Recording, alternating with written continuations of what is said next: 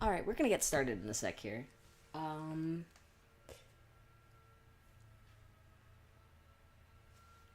I see people. The people. This is good. I'm glad the people showed up. Very good.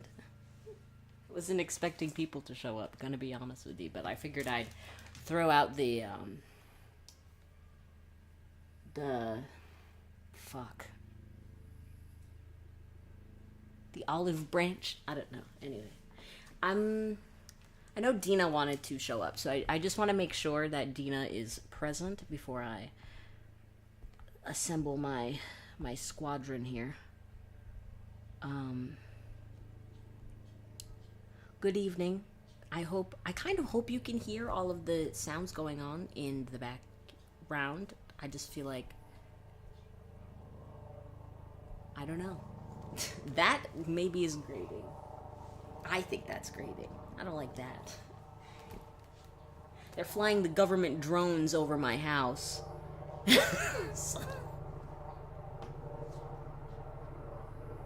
Gojo's finally sending the effing troops. Finally getting my just fucking desserts for my Twitter crimes. Can I curse on YouTube? Oh god. I didn't even think about this. Hi. Did not even consider a factor. Like, okay. We're doing a very impromptu stream here, but that's okay. That's okay. Because I have a message for the world, and it's that art is easy. It's a shitty message. But anyway, here's my shitty little drawing. Seriously, he is. Okay, so I'm noticing there's a bit of a delay. That's fine. That's fine. So here's my little, my awful little graphic of me. Um, Hi. I feel like I haven't properly explained like the intent behind what I'm doing here today. Um, Essentially, I'm trying to find the perfect format for presenting tutorials. Because I think that one of the most important parts of understanding a tutorial is not only like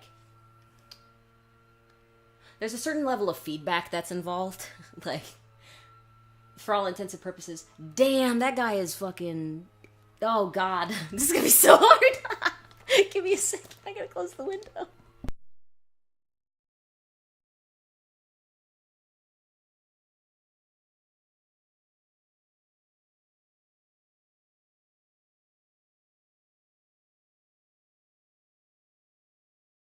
Jesus Christ. Leaf blower on fleek to fight. Anyway, so I think that for tutorials, it's a good it's good to have like feedback. It's good to be able to ask questions. It's good to be able to seek clarification when you need it. And I feel like that is something that I wanted to integrate into my tutorial presentation, but I wasn't really sure how I was going to do that. So, this is what I'm trying. This is what I'm trying. Um, so basically, the way that I decided to present this was I'm going to do this in two parts. The first part's going to be I labeled it tips because it's just I want to like present all of the information that I think is necessary in order to understand rendering from a more roundabout perspective. Like one of the things that I really thought is just not great about most tutorials, and I'm just gonna like draw while I'm while I'm talking here. This is my little mascot. But most of the tutorials that I see on YouTube about rendering, I find myself dissatisfied by them in particular because it's very difficult to understand why the artist is making the choices that they're making. It's very easy to talk over a painting and to talk about it in totality, but I feel like the technical nitty gritty bits of the decisions that they make is really critically important to understanding like their thought process. And so that's kind of the gap I'm trying to bridge with this. So to give you an overview of the tips, the things in my tips section is I want to teach LMFC, which is just an acronym to remember the order in which light hits objects. I don't know why I erased this. Bring him back. And two, I want to talk a bit about sketching in 3D, and it's really funny because in my little note thing, I drew the most like incomprehensible shape, and I can't show it to you because I like wrote it on paper. But just know that like incomprehensible. Anyway, so I want to talk a bit about sketching in 3D. I want to impart like I have this little like cheat that I use when it comes to rendering like without values, which I'll talk about.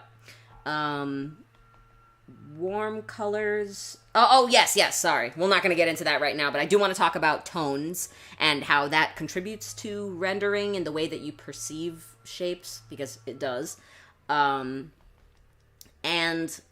my fourth tip, which I don't know to present now or later, but maybe it's good to present it first, because it's sort of like before all of these like more like complicated, I guess, technical things. One of the first tips that I want to put out there is to draw in pen on paper. Because like I really feel like there's so much anxiety that goes into the process of creating art. There's so much pressure that we put on ourselves as artists to perform our craft in a way that's like perfect, in a way that encapsulates the little snippets of our genius that we feel that are fleeting. And like I just don't think that's true. Like I think that if you can do something once, you can do it 300 times, and each time you're going to do it, it's going to be better. But in order to get rid of that anxiety, that sort of like that, it's a very innate, I find, anxiety about like not being confident with your lines. I feel like line confidence is something that is so important to the drawing process, not just from a technical perspective, but from like a you as a person. And I feel that way because beyond rendering, right? Beyond all of the shit that I'm going to talk about in a second, you have to be confident in the lines that you're putting down first. I feel like you have to be confident that the lines that you're making are correct. And I don't mean that from an objective standpoint. I mean that from a subjective standpoint. I mean, like, you have to know that whatever line you're going to make is going to be correct by default, because that is how you chose to make your art. And like, there's no way to get around this anxiety, I find, like, in a more effective way than drawing with pen on paper. Mainly because you can't erase. And I think that's the important bit, especially like people who are learning digital art and only know digital art. I implore you to work in a permanent medium, because it not only makes you think harder about the lines that you do put down because you can't erase them, but you also grow this confidence with knowing that you cannot erase your lines, so therefore you have to find the workaround. It's like setting up a puzzle for yourself, and the solution is getting rid of your art anxiety, okay? So my recommendation is pen on paper, ink on paper. No undersketch, just go for it. And if it's ugly, then like that's fine. Because it's not about the outcome. It's about detaching yourself entirely from the outcome and enjoying the process for what it is. And the only way to do that is to remove your control of the outcome by forcing you to be intentional with your lines. Anyway, long story short, that's my first tip. So the rest of these tips are all technical stuff that I'm going to do demonstrations for, so we'll get into that. Okay. So I mentioned this before. Let me just make sure that you can see what I'm writing. I know there's a bit of a delay, so I'm going to open up OBS actually. And just oh, amazing. Okay, so just making sure I'm writing in the place where you can see. LMFC. It is an acronym that I am always like replaying in my head when rendering because it is the order in which light hits objects. So, the acronym broken down is, you got your light source. Well, it's just light. I just say it as light in my head. It's also like when I was looking for homework on this, it was very difficult to like get an example that didn't put too much. Like there's just too much information at once, so we're breaking it down into very digestible information here. So there's the light. You have your middle tone. Okay. Your form shadow. Ooh. I was writing shadow and I remembered the Horthedge and I got a little excited there. I apologize. And then there's the cast shadow. Like casting him into space to collide with the Earth or however it happens in Sonic Adventure 2. Anyway, so these are all very distinct forms or like stages of light. And they describe a very distinct pattern, which I will now demonstrate. But I have to make this small. Look at it, so small. This is fun. Okay, anyway. Me having fun aside. So this is my ball. This is my ball. And I'm going to decide that the light source is here just because that's how I feel today. So, I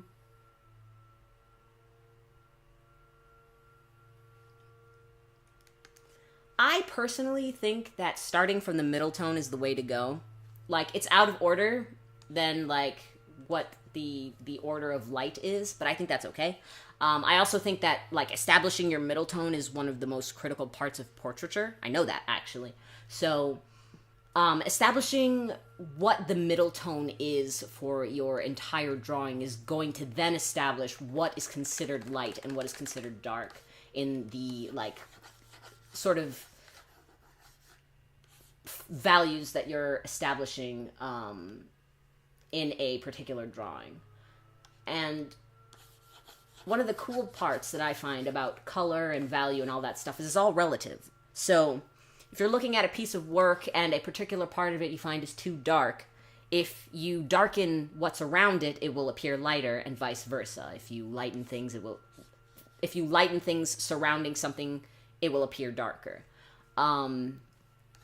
So that's why I feel like setting a mid-tone, just baseline, is the most critical part of any kind of rendering at all. And not doing it is not necessarily a death sentence, but more a slow death, more like an Aki Chainsaw Man kind of death, where like you're gunning it, bro. You're absolutely gunning it, and you really, really think you can get to the finish line, but you will fall and you will be stabbed to death, and everyone will cry.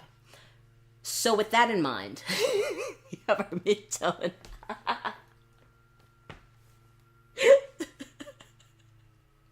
We have our mid-tone.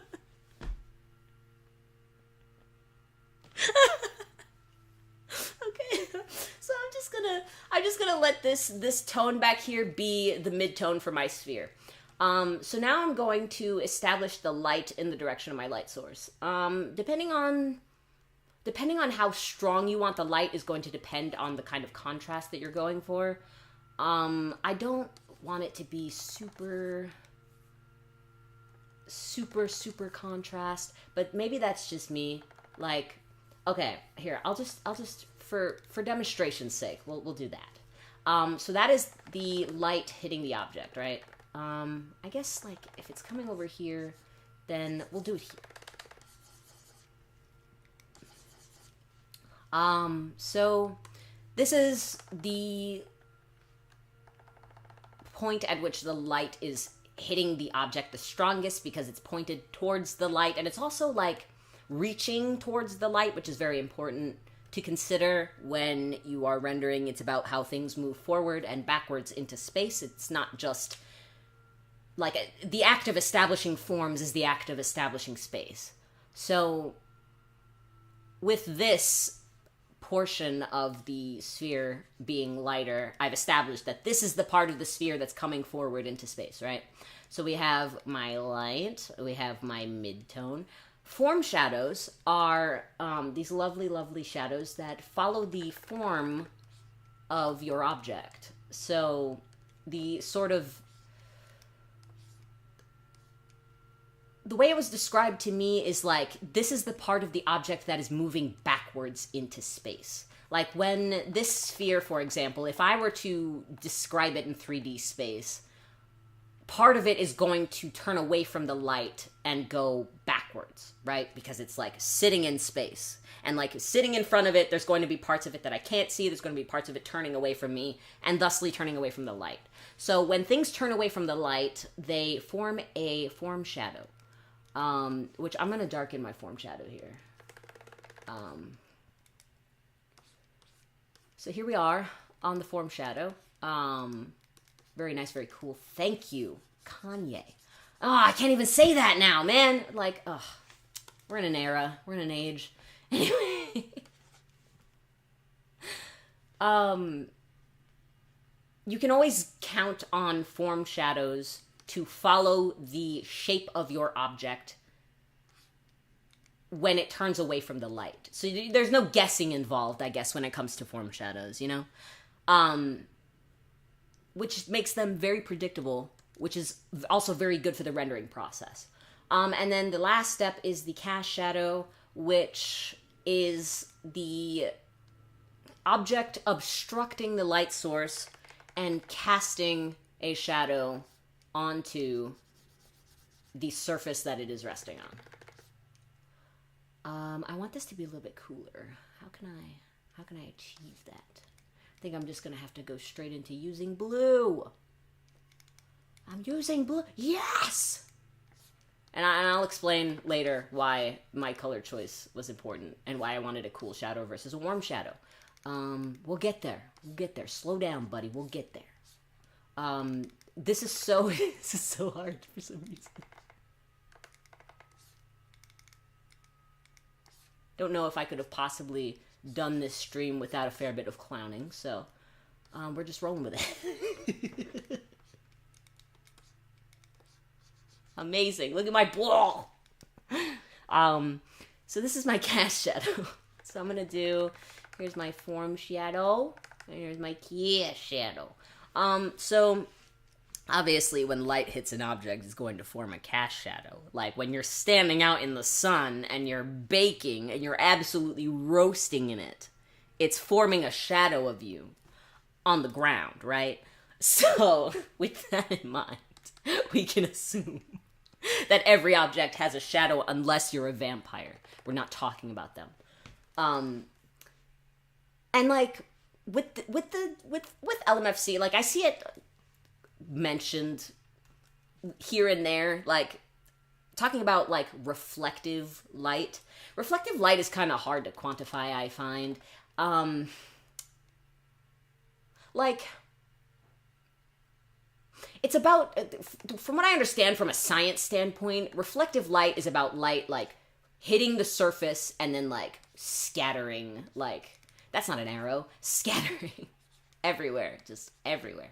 And some of those scattering beams of light are going to hit the bottom of your object and it's going to cast some sort of light on it. And like your reflective light is not going to be the same value as your midtone, because when you get into establishing different values in shadow, it's important to keep them in shadow. So any light highlight that I'm going to do in the form shadow area is not going to be as light as my midtone, because that would like destroy the sort of light that I've got going on here.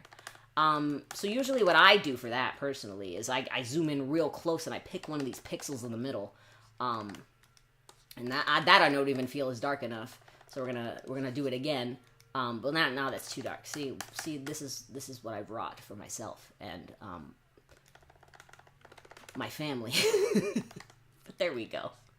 And that's like if you're feeling fancy. Like, I really don't feel like it is, like, a mandatory part of LMFC, and I think that's why I don't see it in a lot of the graphics when I was doing homework on where to find information on this, because I have yet to find a really good resource for this information. But that's okay. So a few things are happening in my brain here, so I'll just sort of explain them. The first thing is that I personally know that when shadows come very, very close proximity to the object that they are shading, I guess, the shadow gets a bit darker. So that's something I personally am going to add to my little ball. I'm gonna give him some shadow. Oh, I did it too dark. I'm trying to go for, like, subtlety here, but, like, you know. There we go. So that's cool. That's cool. That's cool. I'm just gonna, like, there we go. There we go. Another thing that I am personally thinking about is, like, so with the order of light going on here, we have L, M, F, and C. So we can assume that after this cast shadow, right, the light is going to repeat the cycle. So LMFC is a, like, self-perpetuating cycle. When you get to C, you go back to L. Which means that with the keeping in mind what I just said about keeping things in shadow in order to make sure that they still feel as though they're going back into space, I'm thinking I'm going to put just, like, a couple values above a highlight on the other side of this, like, this ball. Because I know, based off of the way that light works, that it's going to catch light more in this area surrounding the cast shadow.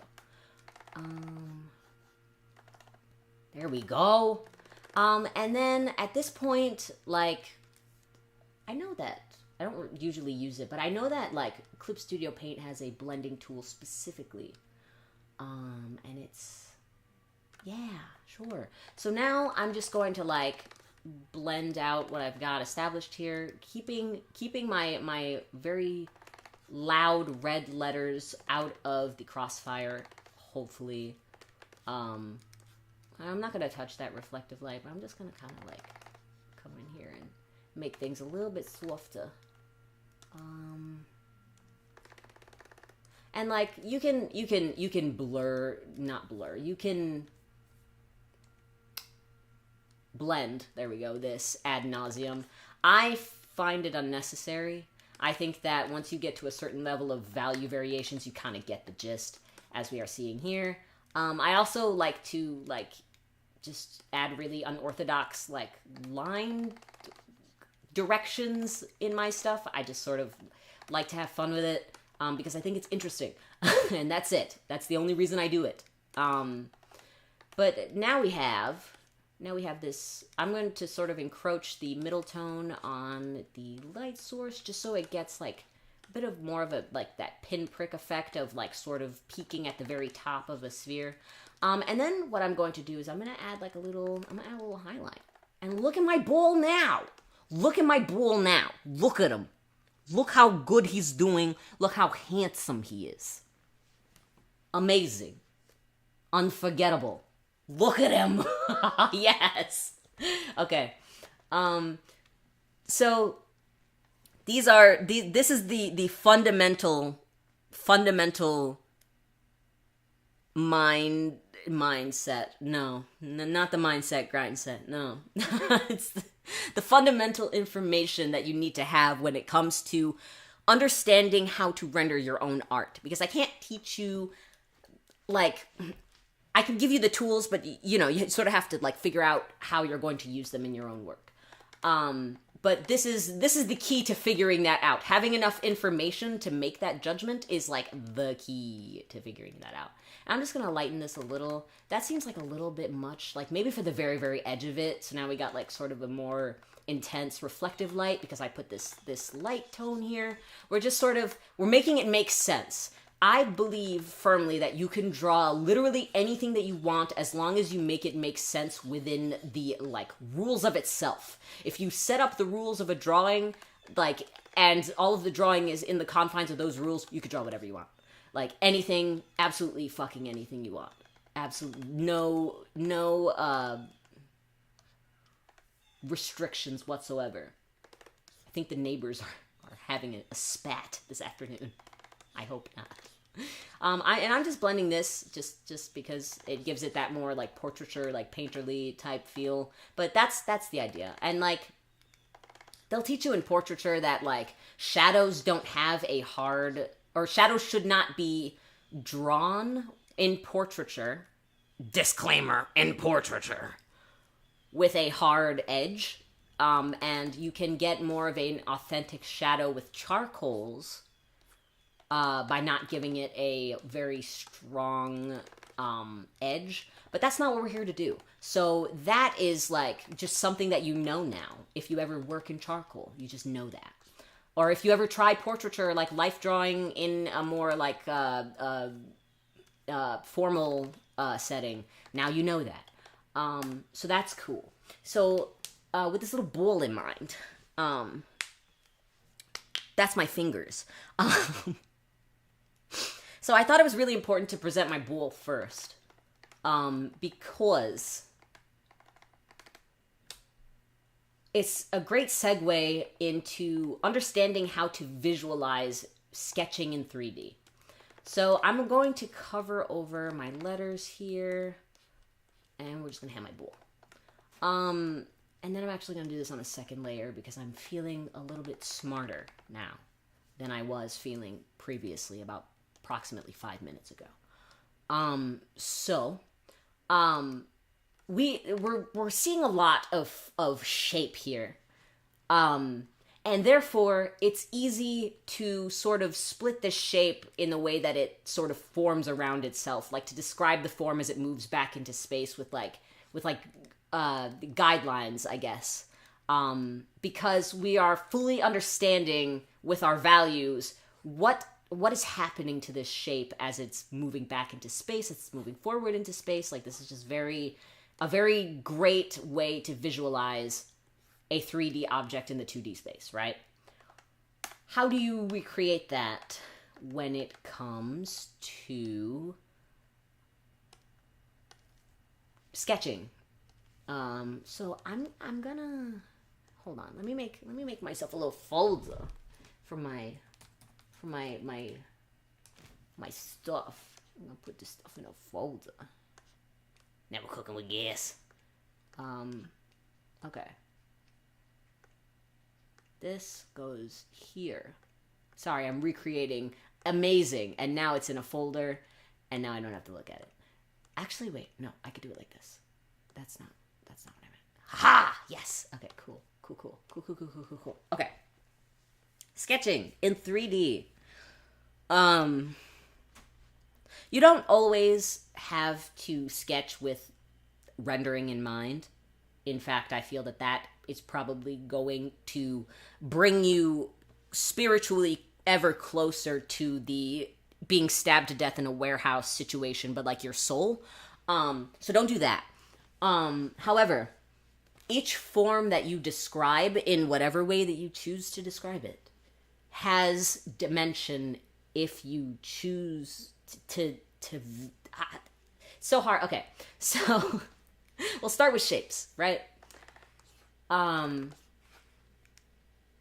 think that it's a great exercise for people just learning how to draw 3D objects.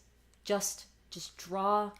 Like, I used to learn when I was in like middle school how to draw these stupid cubes everywhere. Look at that, it's a cube now. Like, but this stupid like little thing will help you so much in your understanding of 2D as a 3D space. You have to make 2D into a 3D space in your mind. Like, it's not going to do that for itself. You have to understand what it is that you're trying to accomplish. I don't mean that also in the way that I feel like another thing that trips up a lot of artists is the idea of having it in your mind what it's supposed to look like at the end. That is another situation that is going to bring you closer to, it's Aki, right? Chainsaw Man. I really need to No, it's not. It's the other one. Aki's the other guy. See, this is Denji. That's his name. There we go. Talking about Denji. Talking about a Denji scenario for your spirit. Divorce yourself from the outcome. Utterly divorce yourself from the outcome. The magic of art is in the process. And if you are so fixated on the outcome that you don't enjoy the process, you're killing it. You're killing it. You're killing the joy. You're killing your happiness. So it's really important to almost develop this very touch and go relationship with your craft. And by that, I mean, like, make something really beautiful and then throw it away. Delete it. Have no evidence of it. Just get rid of it. And the intention here is stop hoarding your soul. Stop hoarding your art. Stop hoarding it until it's absolutely perfect and until you absolutely know that like oh, it's everything that I want it to be. Just make it. Just make the art. Just make it. It doesn't have to be an expectation that you have to meet when you open a canvas. You shouldn't open a canvas with an expectation. How about that? Don't open your canvas with an expectation. Because how are you going to have room to roam and explore and innovate and think and problem solve when you have restrictions? Like, rules in art are made to be broken, yes? So don't give yourself rules. There's no need for it. It's not going to contribute to your creative process. And that's just getting over the anxiety of opening the canvas and making something, right? Then you have to make the thing. And making something does not have to be deliberate. It doesn't have to be intentional. Like, I'm just sketching right now because that's just what I decided to do. I don't have a plan in mind. I've got like sort of like a form going and I'm just gonna frickin' roll with it in the way that feels right. And that's it. That's all my intent is here. Like, put an arm on their hip and now it's a party. But it's about, like, you should have things that you want to draw, obviously, but it's divorce yourself from the outcome and what that looks like. Just have fun with the lines that you're making, because another reason that I recommend pen drawing on traditional mediums is because you grow an appreciation for every line that you make when you don't feel the need to erase them. When it doesn't need to be perfect. Like, if it doesn't need to be perfect, then it can be what it is and I don't have to think so hard about it. And that's when art becomes a bit more like solving a puzzle than achieving an outcome. Where you've got your pieces and you've got your foundation and now you just sort of get to make something of it. And that's pretty cool. So sketching in 3D, this is just me sketching, this is just what I'm doing, but like, I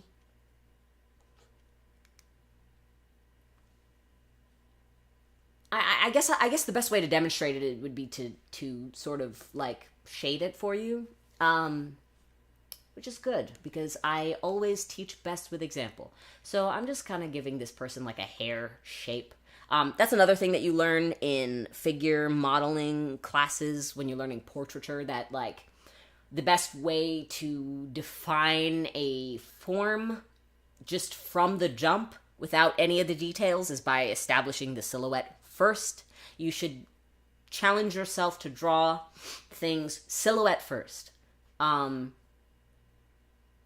Like, for example, my approach with this, right? Like, we can obviously tell the form and what's happening with the form. We can tell, like, this is a midsection. Like, we have a pelvis here. We have arms. We have a head.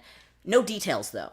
No establishing body parts. No anything. It's just a feeling, a sensation of person.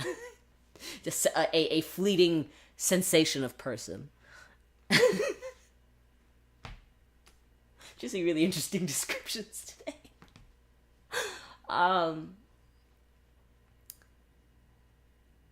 But with a little bit of panache, this form of person can be more defined and more three-dimensional than they are at this moment. We're going to give her some personality. So, and this is also a good time to talk about the little cheat that I always use when it comes to establishing forms, when it comes to light in a very, like a shorthand-ish way. Start with your form shadows and your cast shadows. So there's like this depending on your teacher, I guess. When you get into portraiture, they mention shadow shapes a lot, because that is the way that our body, or sorry, not our whole body. We're not seeing people with our whole body. We're seeing them with our eyeballs. And when we use our eyeballs to see somebody, we're looking at the way that we are identifying them and their shape and their dimension is by the values that are happening as light is hitting this person. So, like, you don't see somebody through the details. You see them through the really stark shadow shapes that their body is creating. So, for example, and now that I'm thinking about it, I maybe should have had some, like, actual portraiture examples, but it's okay. We'll make do. So, like, one of the first things that I always go for is the cast shadow underneath the, like, neck casting onto the shoulders. I'm just choosing, like, an arbitrary light source. We'll just do it here. And we'll just do it kind of like this so it's not as, like, direct. So this is where the light is coming from in relation to this character. This drop shadow is always the first thing that I go for because it establishes light immediately. Immediately we know that this head of this person is casting a shadow onto their shoulders. And your cast shadow should always be your darkest value. So with that in mind, we're going to take this cast shadow value and lighten it a bit to do a bit of form shadow stuff. Now, when I was talking about how you can almost guarantee that form shadows are going to follow the form, that is sort of the little trick that I've developed when it comes to establishing forms in a less demanding manner, because I feel like it's a lot to think about, right? So, like, if you just sort of like, okay, well, I know that, like, this is like a pectoral, and I know that at some point in this armpit area, it's going to go back into space, which also potentially means that if light is coming from here, there's a cast shadow, right, in this armpit area. So that immediately I can darken as a cast shadow. The light is going to be hitting this side of the person and is going to gradually, like, ease out of intensity as we cross over the form as they turn away from the light. So, with that in mind, with this other side of their chest, I'm going to just, like, cut across with a shadow here.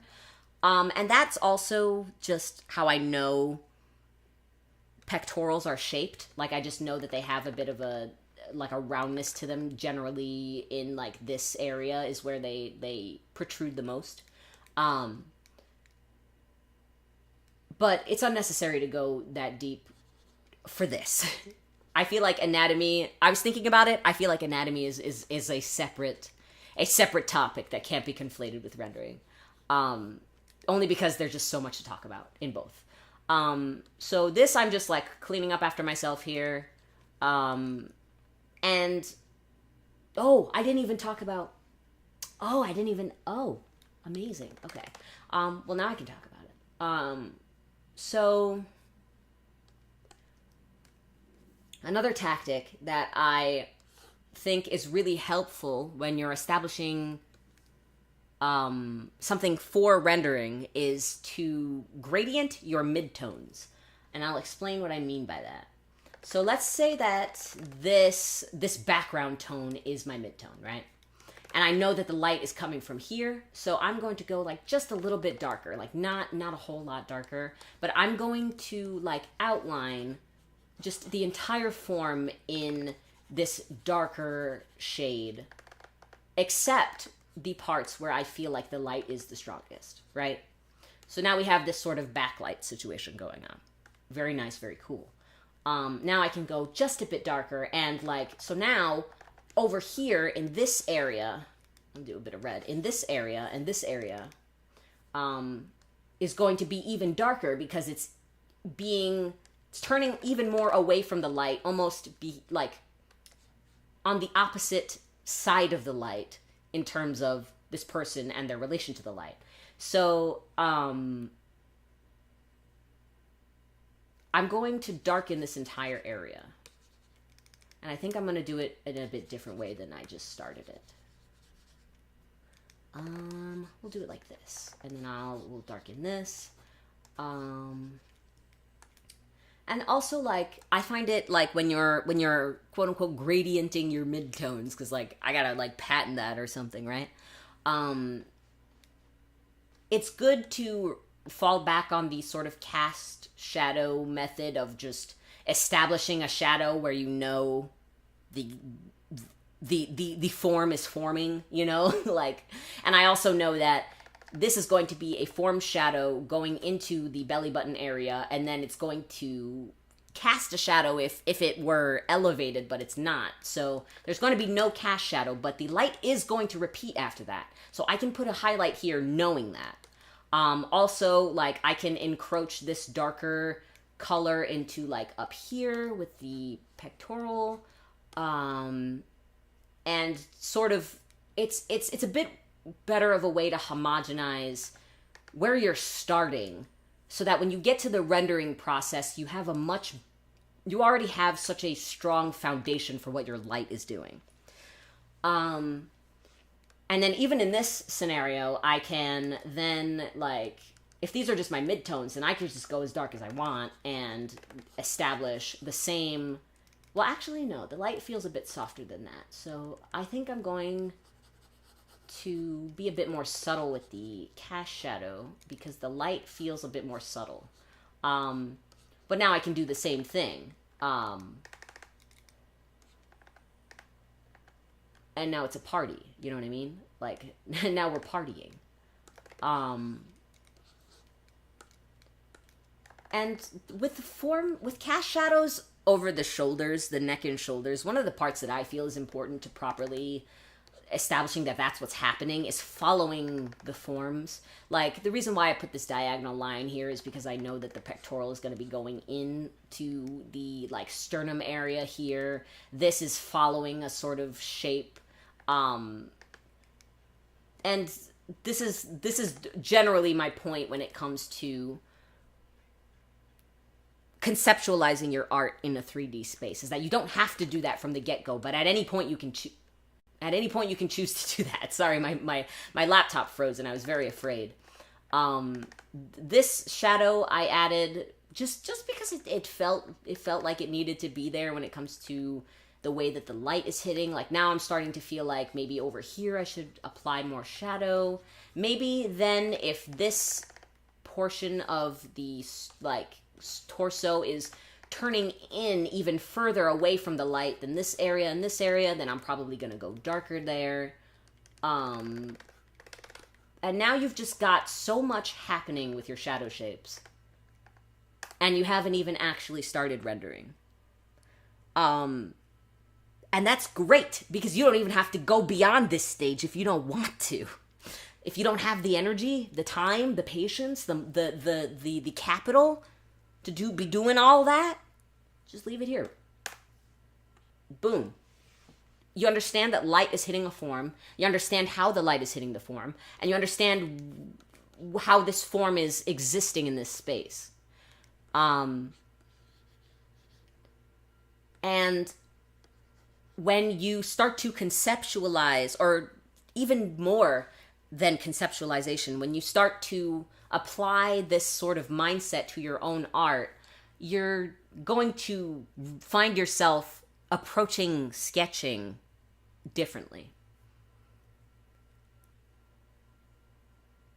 And it's good. It's good to be thinking about it as you're working.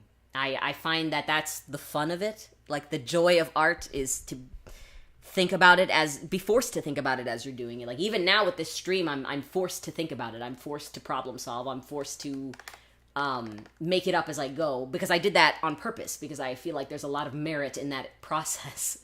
Also with this, like, I want to add a little highlight here, I'm thinking, because with this cast shadow, I can guarantee that the LMFC that we talked about mere moments ago is going to repeat, and there's going to be some kind of highlight in this area as a result. And when I add that little highlight there, well, now we've got a bit of a third dimension happening here. So with that in mind, I want to also show you how this can be done without values. So I'm gonna do this. I'm gonna put it in my little folder. Oh no! What have I done? Oh, I didn't do anything. All right, one more again. There we go.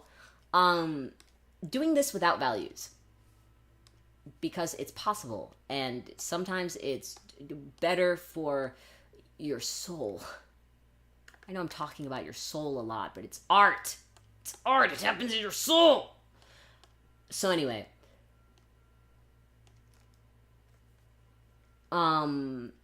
this is one of the things that I learned about drawing in ink on, like, traditional canvas.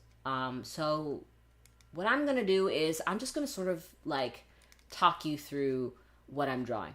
Okay, so this is one of the fun parts that I did want somebody that I knew to be on the stream for. Do we have a suggestion as to the subject for this next drawing? I will draw anybody, anything, first suggestion, get them out there as quickly as humanly possible. But there's only two of you, so really it's gonna be like two people fighting in like a little cage match, and one of you is gonna smack them with a ladder, and then that'll be that.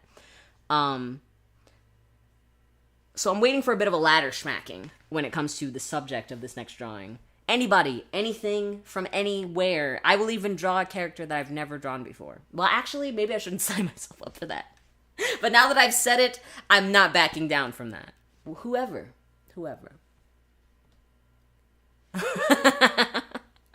I knew he was coming, Dina. I knew he was coming. I knew I was gonna have to draw him today. So I'm going to do the girlies a favor and draw him shirtless, because it's important for my demonstration. So we're just gonna be really... How do I want to do this? Sure. You know what? Sure. We're gonna draw him doing, like, some nondescript activity with his hair. So, like, one thing about the way that I sketch is Laughing at Dina. One thing about the way that I sketch is it's very much so oriented towards the silhouette first, details later approach, because I think that it's so important. I feel like it's such a critical distinction to make when drawing things. Like, you really should not be focused on, at this stage, anything other than the shape that your silhouette is establishing, because, like, I mean, from a character artist perspective, it's critical. It's critical to have characters with their own silhouette, with their own unique silhouette that you can identify in every circumstance. And I think that's also why Mr. Levi Ackerman of Attack on Titan is so identifiable, because he's literally, like, at the very least, being generous, a head shorter than literally everybody else on the cast. And that's not, like, I'm not throwing shade, I'm just saying that's what makes him distinctive. He's very easy to spot in a crowd, because he's so small. Maybe throwing a little bit of shade. maybe being a little bit shadier than I'm willing to admit. He's like bulkier than the other one is, isn't he? I can't even evoke his name, otherwise he's going to come to my house. Usually with, like, faces, when I don't, or just in this stage of things, I get really basic. Like, line for the mouth, line for the eyes, perfect. Or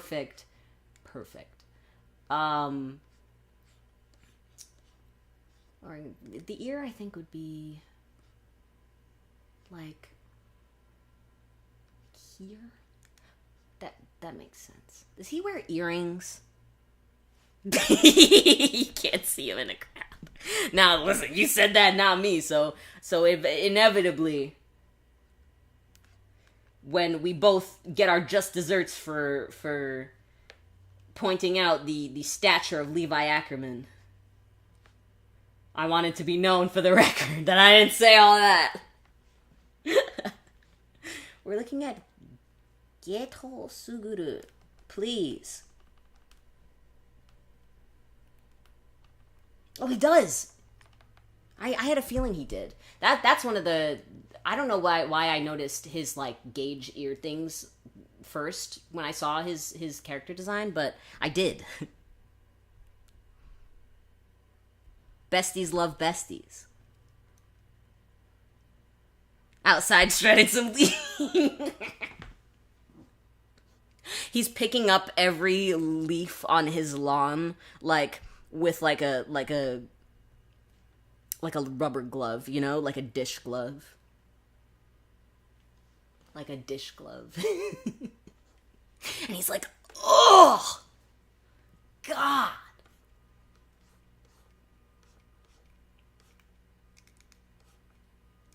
What's my goal here?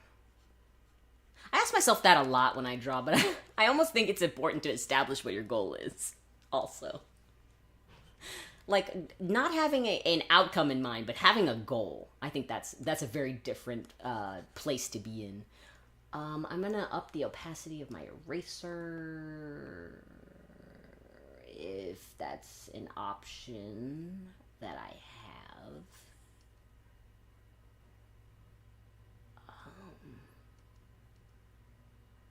What's going on here? Where is my opacity option? What have you done with it? No.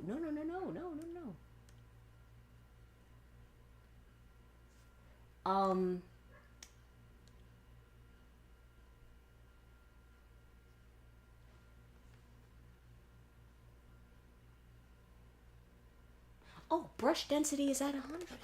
So then what? Can I do, like, my other eraser? Oh, that one's voice. But also that one's at 4% brush density. Why don't I do this? Yes.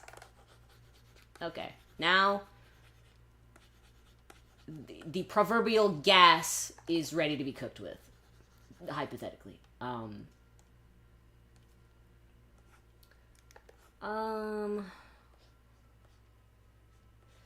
He's got like,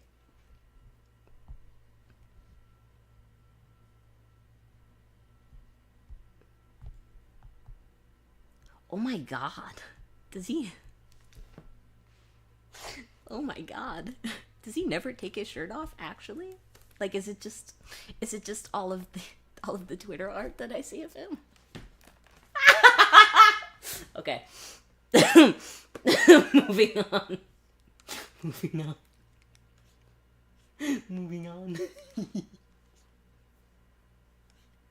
I'm just gonna like tie whatever it is that he's wearing around his waist. It's got huge sleeves, so I'm just gonna overshoot. Like, it's just a lot going on down here because like this like thing that he's wearing, a lot, very heavy.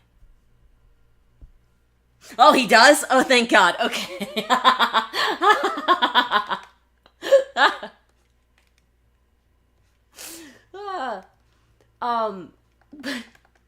Doing all this, drawing all this to draw, you know what? Okay, so we will do a second phase of this sketch before I get into the thing I wanted to do this sketch for in the first place. So I'm just gonna lower the opacity of this layer to like really, really small. Real small. Hello, my dear. Would you like to participate? Would you like to teach or learn something? Come here. Come here, Miss Baby. What's up?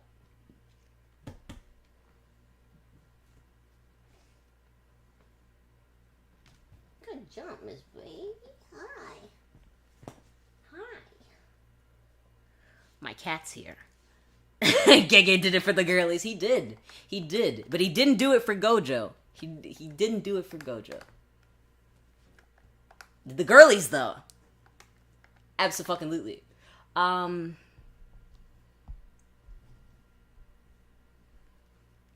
He's got very, like...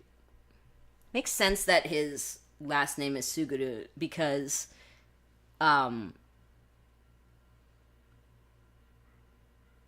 can't remember if that's directly the name for snake in Japanese, but I remember Daisho Suguru from Haikyuu, and that guy I know for a fact was based off of a snake, so with a grain of salt, but I'm onto him. I know what he's about.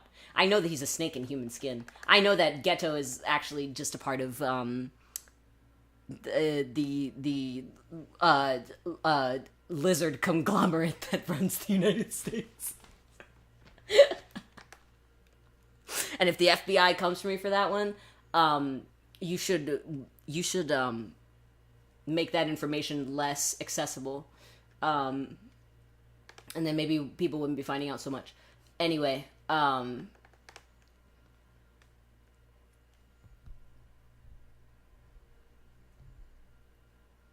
they do look similar. They do. It's true. It's very true. And you know what's really a shame, I guess? That, like, literally, the only, like, in-motion examples I have of him, or, like, not even in motion, just, like, the first things that are coming up are not manga caps of him. So, like, I'm very conflicted about, like, oh, we have manga caps, okay. Like, because I know that Mappa did him dirty. I know that they did. I know this about him. I know this about his run with Mappa Studios. Please. There we go. He does have a bit of a schnoz to him, though, even in the manga. Maybe that's just Gege's art style, I don't know.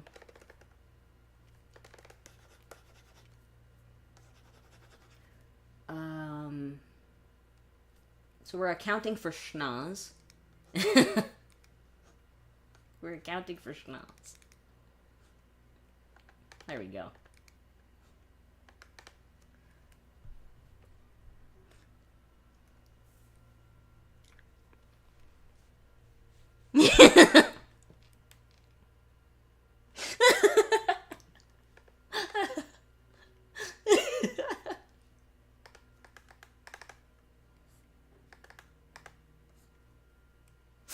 Did I just secretly uncover the actual plot of Jujutsu Kaisen? Like, I'm just that good. I don't know. I don't know. I don't even need to watch or read Jujutsu Kaisen to know what it's about, I guess. I'm gonna give him a little cat mouth because he just seems like the guy for it, you know? Like, yeah. That's exactly it. That's exactly it.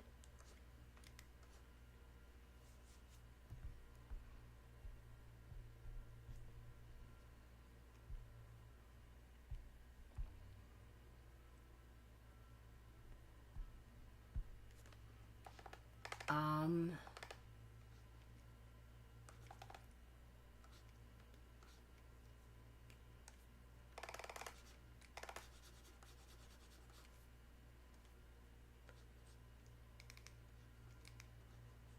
um,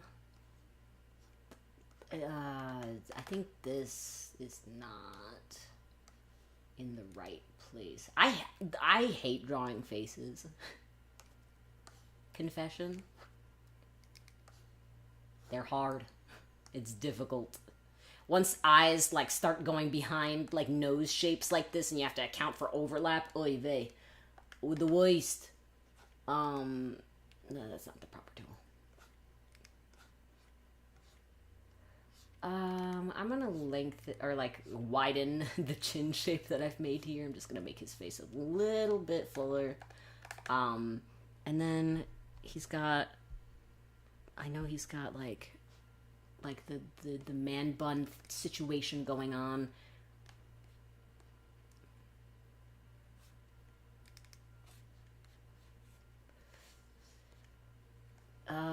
What is this? What is his one little hurrah when it comes to having bangs? Like, he just couldn't decide if he actually wanted bangs or like if he didn't want bangs. So he was like, you know what I'm gonna do? I'm just gonna do yes. I'm gonna do both. I'm gonna wear my man bun, but also maybe I'm gonna have my little bang, my gay little bang.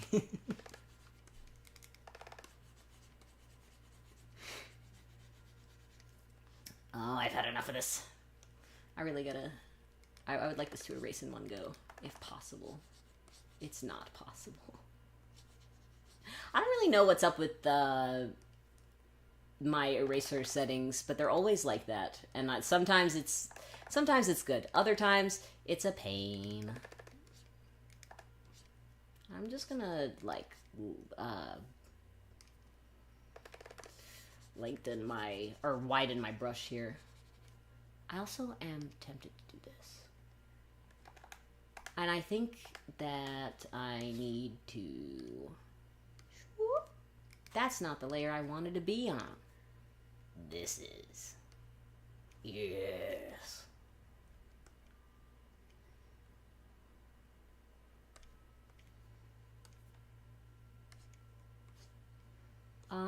So we've got an armpit for the armpit girlies. If I can even say that on YouTube. We've got a collarbone going, and now look at us. And now look at us. We've finally gotten to the part where I can actually say something about the things that I'm drawing. Amazing. I don't even know what this arm is up to, bro. It's okay. It's okay. Oh, this is perfect. Okay. So, see, I don't want to give any more establishment on that's blasphemy.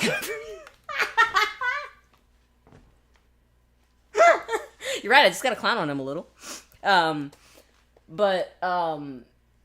See, like, this arm, don't need to be doing anything about this arm, or I don't even want to think about it. So, the best way to have something go back into space without values is to, like, hatch the shit out of that.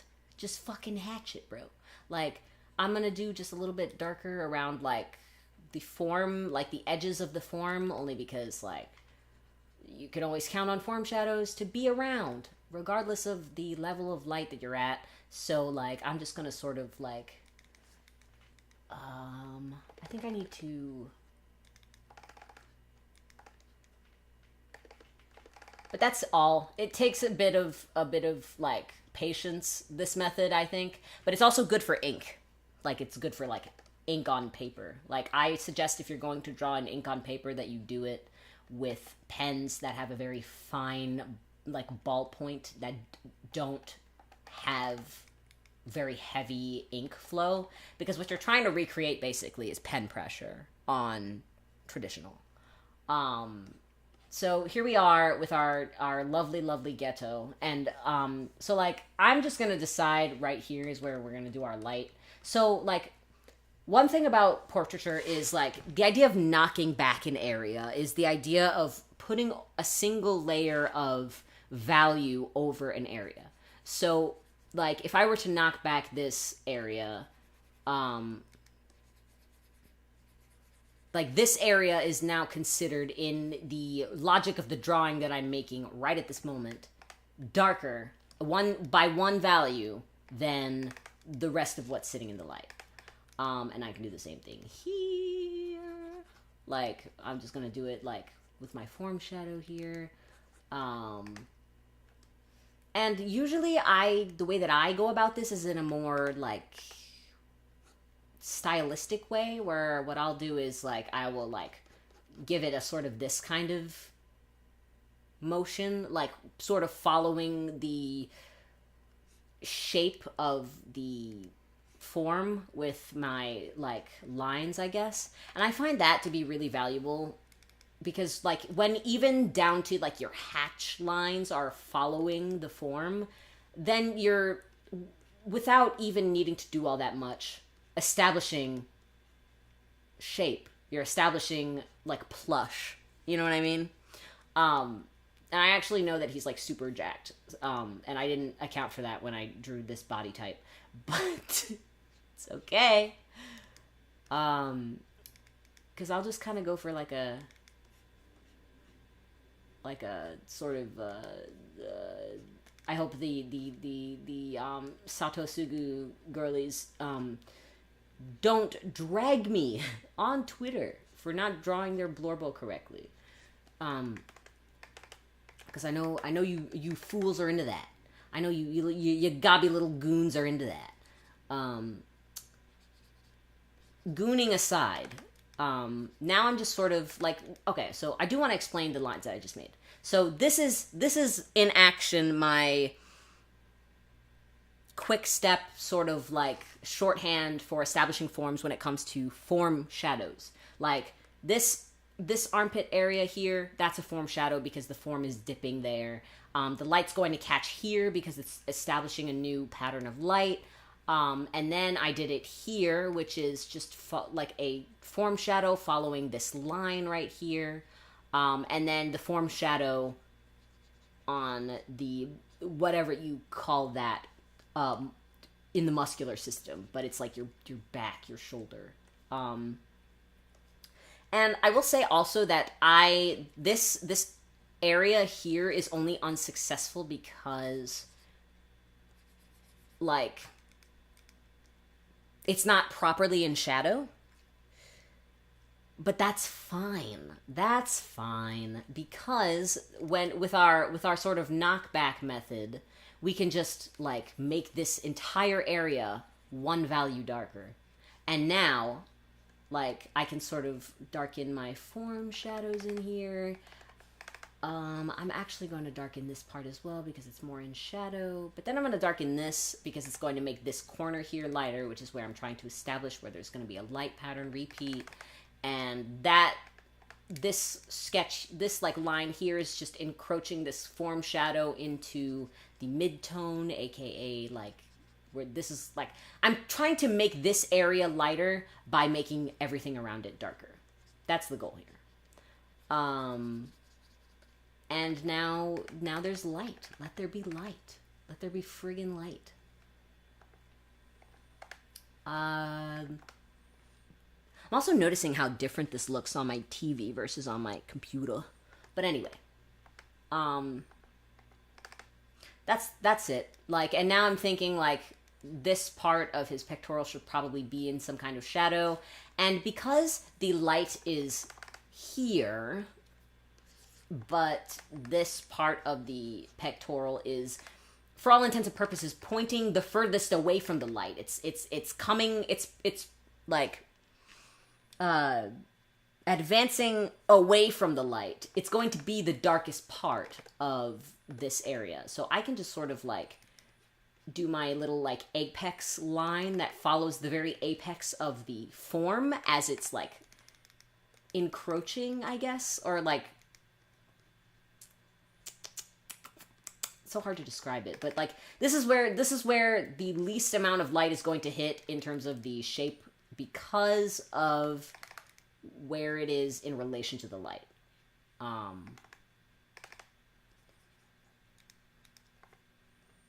I don't know how I'm gonna make that distinction without going too dark. I think also what I'm gonna do really quickly is I'm going to turn the opacity down on my pen a little bit. And that's gonna provide a bit easier when it comes to like these more subtle stuff. This also is gonna be in shadow. And like I said about, what was the phrase I coined? It was gradienting your midtones or some shit like that.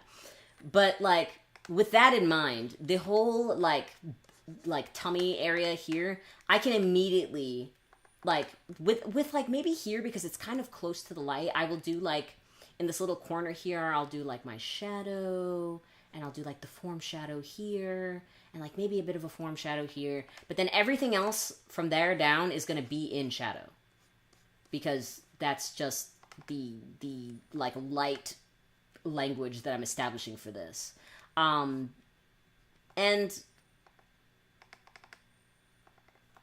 like, I'm going to blend this out a little bit so it's a little bit more, it's a little bit less stark in that area. I'm just going to sort of apply a form shadow here.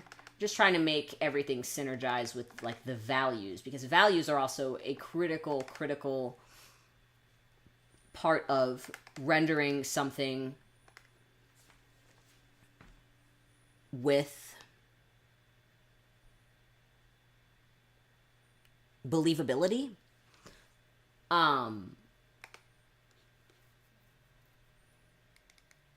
And like LMFC is a very straightforward way to go about your values. Like light, like your midtone should not be as light as your light source. Your like form shadow should not be as light as your midtone. Your cast shadow should not be as light as your form shadow. So in terms of getting darker, we're going this way.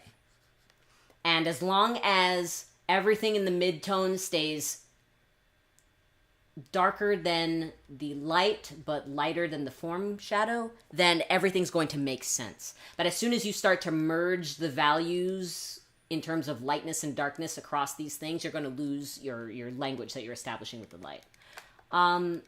Like, for example, I think that something that would help this a lot with how dark it is, I'm thinking about lightening it, but what I'm going to do first is I'm going to immediately go for the cast shadow that I always go for across the shoulders and underneath the neck. Because now we're establishing a bit of a synergy between this area, which is one of the darkest parts, and this area, which is also one of the darkest parts. And then like I'm just gonna like fill in an arm here. We'll just do this. These areas, I don't know how to describe this kind of intersection of forms, but I really like them. I really like this kind of form where they're sort of overlapping in a soft way. And the best way, like,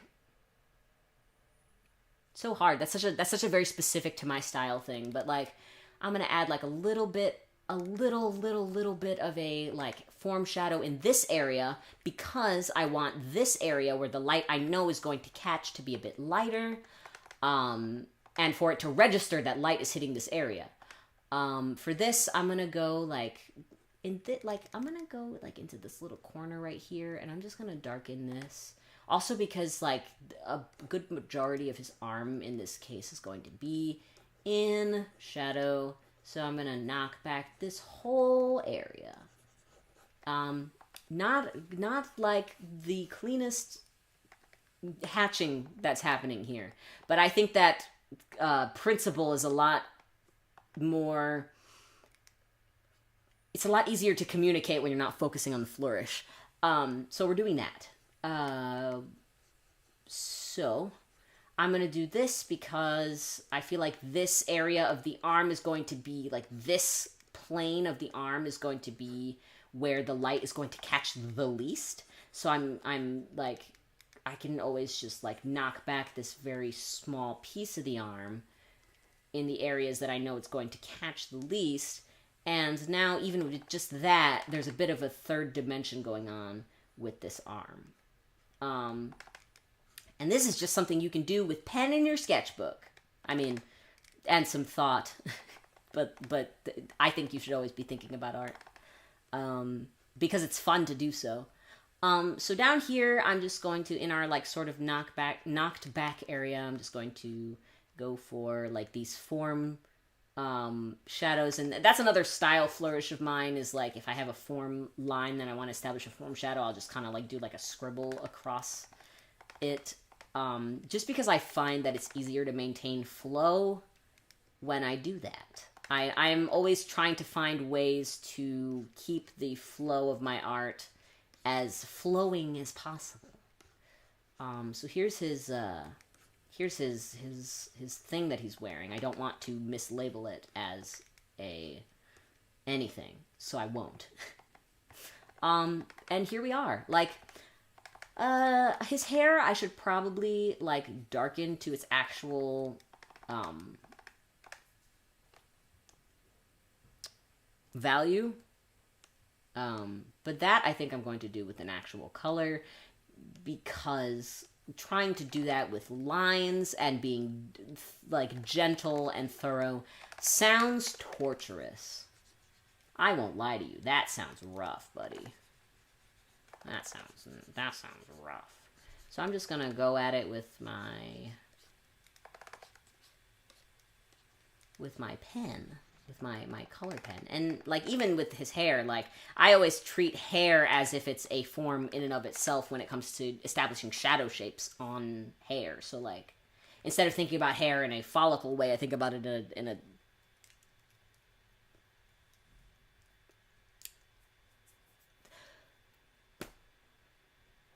I'm blanking on how to describe this, but, like, listen, it's its own shape, it has its own shadows, regardless of what the strands are doing.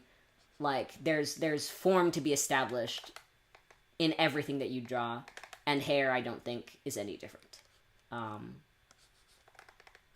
I just find this easier to quantify than trying to do it individually with every strand, and do the different colors of different strands, and, like, trying to...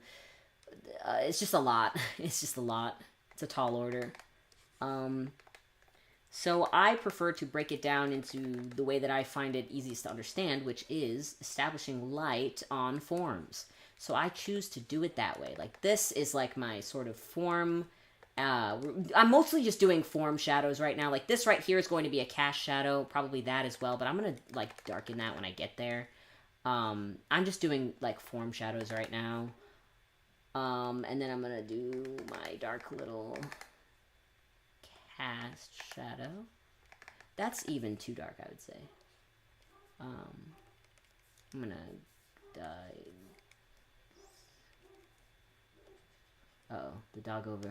The neighbor's dog is barking. I wonder if it will rouse the dogs here. But they seem to be sleeping through it, which is good. Knock on wood. And there he is. When it comes to faces, I go back and forth about how much shading I do on them, because I kind of find it nice to not do a whole lot with faces when it comes to shading. Like, I think that, like, the bottom of the nose is the place where light's gonna catch, or shadow is gonna catch the most, I'll say. And, like, I guess, like, with here, like, I could, like, establish, like, a mouth shape, but there's really no need to, like, put a form shadow on it, because that's gonna kind of, like I guess I could. Like there's nothing stopping me from doing so, but that's not exactly like the look that I'm going for here. So in this instance, I choose not to.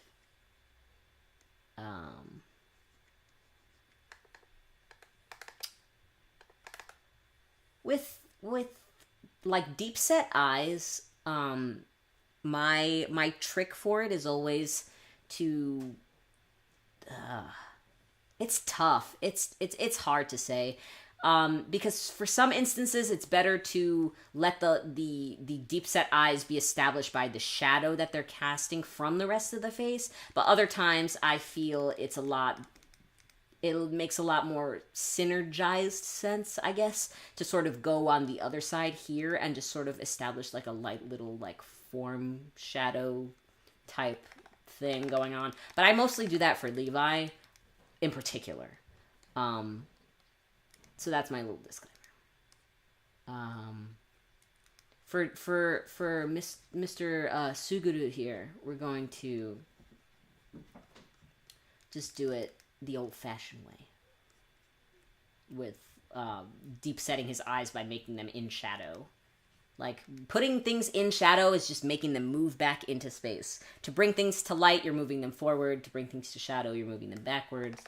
And that's actually a great time to segue into my last tip for this segment, which is about adding color to this whole equation. And it's hard to say like something, there's no rules are made to be broken, blah, blah, blah, blah, blah. But B-U-T, but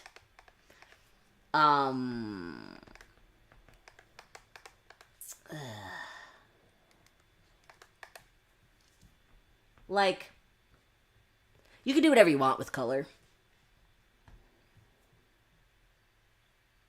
Like, I think it's helpful to understand color theory and how palettes synergize for a certain emotion. Like, if you're trying to evoke a certain emotion, I think it's important. Color theory becomes important in that instance if you're going for a certain tone with your, like, tones, and you want to communicate something tonally. I think that's a great time for color theory. But other than that, the only thing you really need to know about color when it comes to rendering, in like divorced from color palette, is that warm colors, what's the word? They advance towards you. They advance closer to you in space. And cool colors recede backwards into space. So if you're working with a lot of warm base colors, you're going to want to then make sure, or like, it's just like a give and take. Like, if you're working with a lot of cool base colors, you're going to use warm shadows, and vice versa. Because like I said, like, rules are made to be broken in terms of like warm advancing and cool receding, is that when you go into a piece of work with the opposite approach, using cool tones to establish what should be advancing and warm tones to establish what should be receiving, it's a very interesting relationship that you create to your values in that work, and that can contribute to the tone of whatever it is that you're drawing.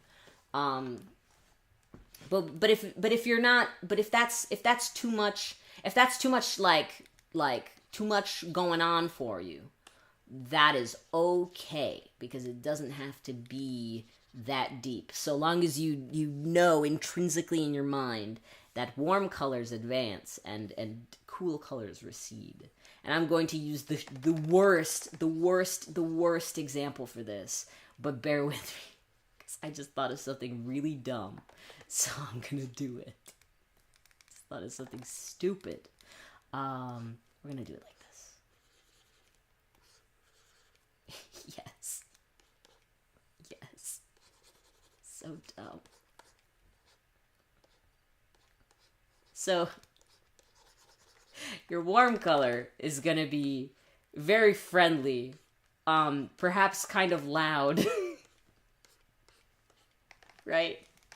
Maybe a bit obnoxious depending on who you ask. But your warm color is going to approach you. You know what I mean? He's going to walk up to you, advance towards you, and ask you like to toss to him mayhaps. Whereas a cool color is going to recede away from you. Because he doesn't like talking to people. So therefore, he's not going to approach you. He's going to recede away from where the attention is. So here's your little mnemonic device, specifically maybe for Dina, when it comes to remembering this. I hope. Wait.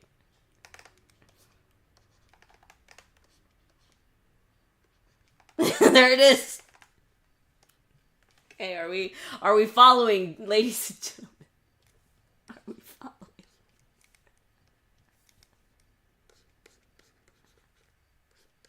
Advance and recede.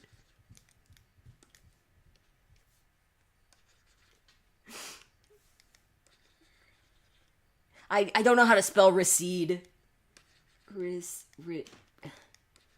Recede. Don't quote me on that. Baby! That is my microphone. You cannot do that. Come here. Where are you trying to get? Where are you trying to get? Come here. You can't go up there. My microphone is there. Find somewhere else to sit. Come here. Come here.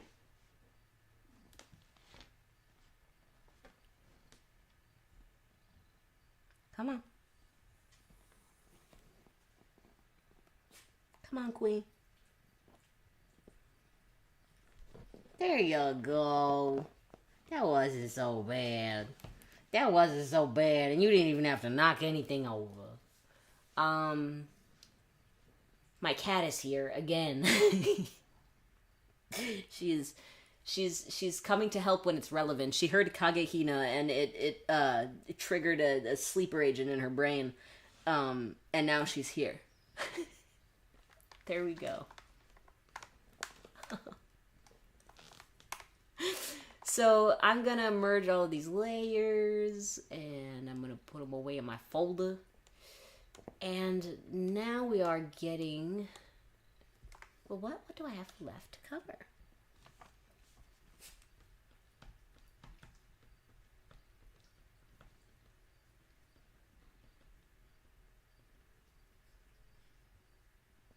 Oh my god, is that all of my things? Wow. So I guess my question is, did I do enough demonstrating that you understand the things that I've presented here in a thorough way, or would you like me to draw something and demonstrate even further the things that I've discussed on this day? The choice is yours, because I think I've said everything that I want to say, and the things that I wanted to demonstrate I did end up demonstrating, except when it comes to color. But I feel like color and rendering is such a like individual to an illustration experience that you kind of have to feel it out depending on where you start and what you're going for. So with that in mind, I wonder if there's a limit to like how much help I can offer in that regard. But those are all the things that I think are important when it comes to understanding how to render. Amazing.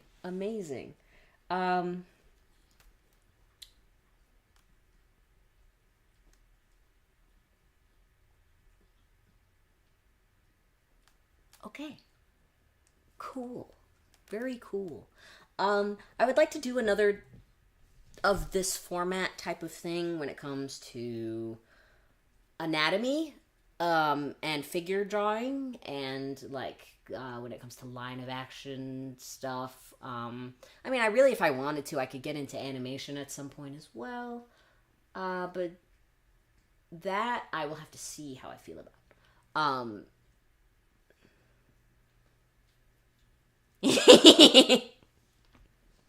Trust yourself, you bitch. Trust yourself, you bitch. But also, yes, ask questions. It's important to ask questions.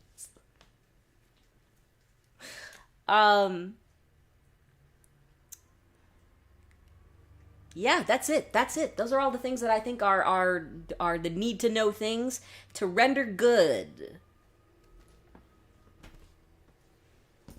That's it. That's my stream. Those are my thoughts. Those are my thoughts.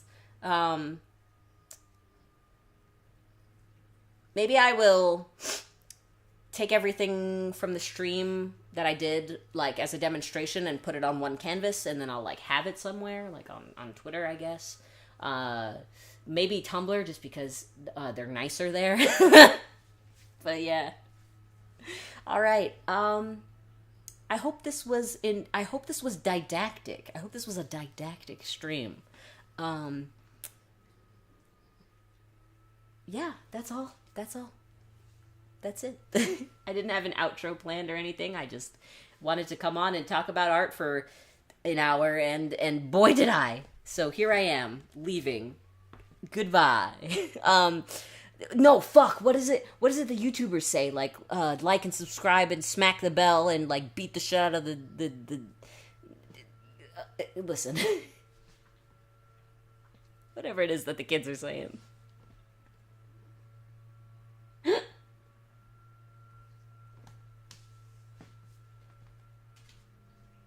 Okay, bye.